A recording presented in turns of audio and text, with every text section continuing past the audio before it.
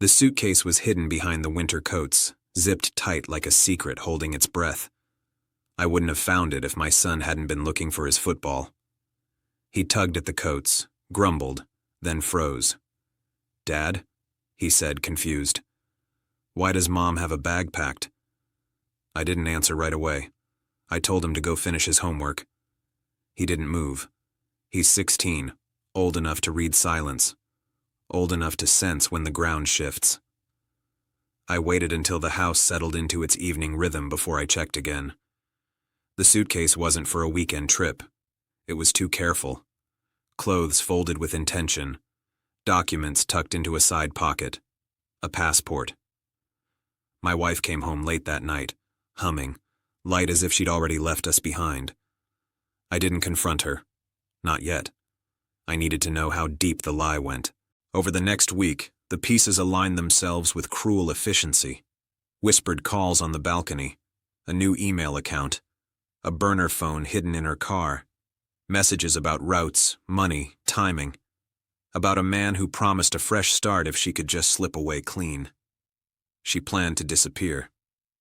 What she didn't plan on was her son seeing the bag again, or reading the note she left tucked inside a book he borrowed from her nightstand. It wasn't meant for him. It was meant for the man waiting on the other end of the plan. It talked about fear and excitement and how she'd handle the boys.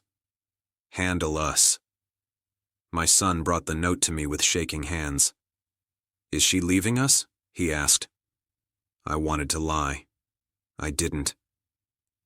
We sat at the kitchen table long after midnight, the house listening. I told him the truth without venom. I told him people make terrible choices when they chase fantasies. I told him none of this was his fault. He nodded, jaw tight, the way he does when he decides something. We didn't scream. We didn't confront her in a blaze of drama.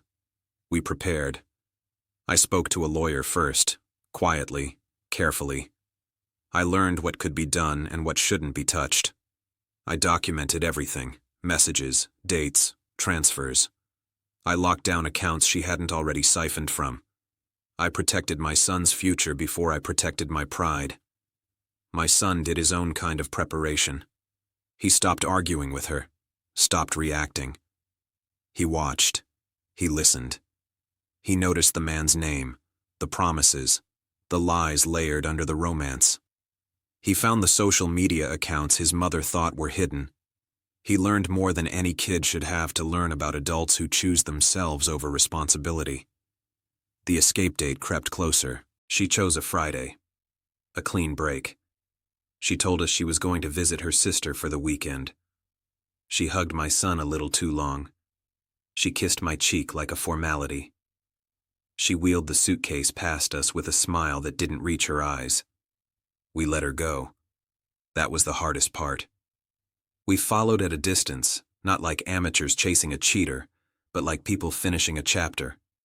The man, her affair partner, waited where she said he would.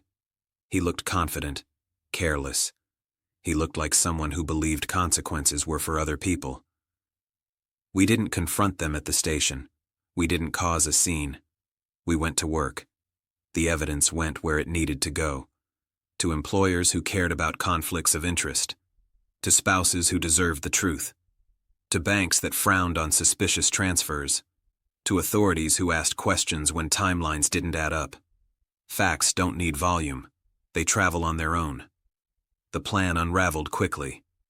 Tickets were canceled. Accounts frozen. Phones lit up with calls they didn't expect. The man's bravado cracked when his job called him in. Then again when his partner called him out. The future he'd sold evaporated in a single afternoon. My wife came home that night furious and panicked, dragging the suitcase like an anchor. She accused me of sabotage, of betrayal, of turning our son against her. He stepped forward before I could speak. "You turned away from us first," he said. His voice didn't shake. "We just didn't help you disappear." That stopped her. The house felt different after that, honest in a painful way.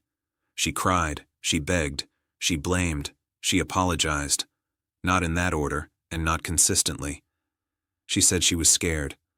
She said she felt trapped. She said she never meant to hurt anyone. I listened. I didn't argue. I told her the marriage was over. I told her she could still be a mother if she chose to be accountable. I told her running away wasn't an option anymore. The divorce wasn't loud. It was thorough.